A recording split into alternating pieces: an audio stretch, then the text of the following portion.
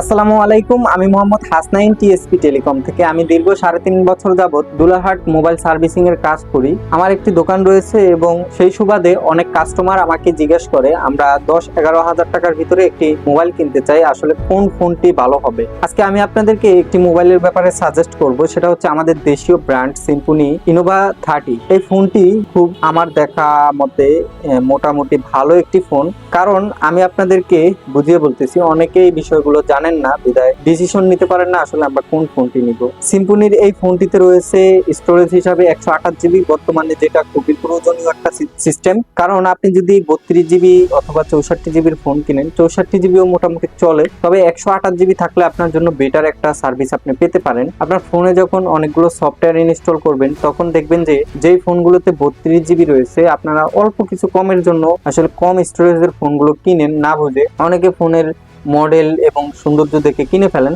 আসলে সৌন্দর্য দেখে ফোন কেনা উচিত না, ফোনের কনফিগারেশন দেখে কিনা উচিত আমি মনে করি। এই ফোনটিতে রয়েছে 6.56 ইঞ্চি একটি IPS LCD প্যানেল, যা 60 হার্টজ HD+ রেজুলেশন রয়েছে। এই ফোনে রয়েছে 108 মেগাপিক্সেলের ক্যামেরা মেইন সেন্সর এবং আরো দুইটি সেন্সর রয়েছে 2 মেগা করে। তারপরে রয়েছে ফ্রন্ট ফেসিং ক্যামেরা হিসেবে 8 মেগাপিক্সেল এবং এই ফোনটিতে রয়েছে র্যাম হিসাবে 8 GB র্যাম এবং এই ফোনে স্টোরেজ হিসাবে রয়েছে 128 GB, যেটা আমি অলরেডি বলেছিলাম। এবং এই ফোনে আরো একটি গুরুত্বপূর্ণ জিনিস, আপনার ফোন আপনি যদি 4G ব্যাকআপ না ভালো পান, তাহলে আসলে ফোন চালিয়ে কোনো মজাই নেই। তো এই ফোনটি অনায়াসে আপনি একদিন কভার করে দেবে, আপনি যতই হেভি ইউজ করেন না কেন একদিন আপনাকে কভার করবেই। এই ফোনটিতে রয়েছে 5000 mAh ব্যাটারি এবং 18 ওয়াটের চার্জার। আমি অন্যান্য ফোনগুলোতে দেখেছি 10 ওয়াটের চার্জার দেয়, কিন্তু এই ফোনটাতে একটা বিষয়, যেটা হচ্ছে 18 ওয়াটের চার্জারটাও বক্সে দিয়ে দিয়েছে। এবং এই ফোনটির প্রাইস হচ্ছে, অফিসিয়াল প্রাইস হচ্ছে 11,699 টাকা। তবে আমি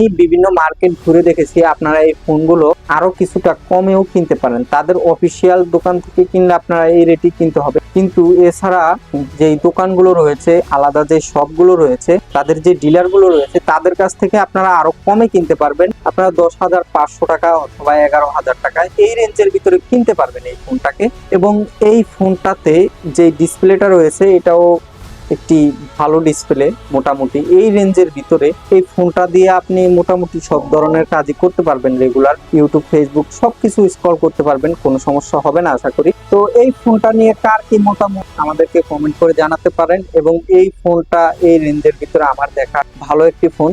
তো সবাই ভালো থাকবেন, সুস্থ থাকবেন, আমার জন্য দোয়া করবেন। আমি আপনাদেরকে এই যে বিষয়গুলো সাজেস্ট করেছি, আমি এই ফোনের যে সার্ভিসিং করি, এতে যে ফোনের সমস্যা যেগুলো আসে, সেগুলো হচ্ছে একটা ফোনে বেশিরভাগ মানুষ নিয়ে আসে যে ফোনের স্টোরেজ কম, সে অনেকগুলো অ্যাপস ইনস্টল করতে পারতেছে না। তো সেই দিক থেকেও এটা ভালো। অধিকাংশ সেট 8,000-10,000 টাকার, এই 2-3 হাজার টাকার জন্য আপনারা আসলে ঠকে যান। তো এই জন্যই আমার এই ভিডিওটা তৈরি করার উদ্দেশ্য, আপনারা যাতে না ঠকেন। আপনারা 11,000 টাকা খরচ করেও যাতে একটা ফোন 2-1 বছর চালাতে পারেন, অন্ততপক্ষে একটা ফোন কিনলে যাতে 2-3 বছর চালাতে পারেন। এছাড়াও এই ফোনটিতে অফিসিয়াল ওয়ারেন্টি রয়েছে, আপনারা ওয়ারেন্টি সার্ভিস গুলো পাবেন। তো এছাড়াও এই ফোনগুলো আপনার তেমন একটা সমস্যা দেখা দেয় না। যদি আপনার হাত থেকে পুরো ডিসপ্লে না ভেঙে যায়, তাহলে এই ফোনগুলো অনায়াসেই আপনি 2-3 বছর ব্যবহার করতে পারবেন। এছাড়া সমস্যা হয় খুবই কম, একেবারে কমই এই ধরনের সমস্যাগুলো দেখা দেয়। তো সবাইকে আশা করি বিষয়টা বুঝাইতে পারছি। সবাইকে অসংখ্য ধন্যবাদ ভিডিওটি দেখার জন্য। সবাই ভালো থাকবেন, সুস্থ থাকবেন, আর ভালো লাগলে ভিডিওটি শেয়ার করে দিবেন। আল্লাহ হাফেজ।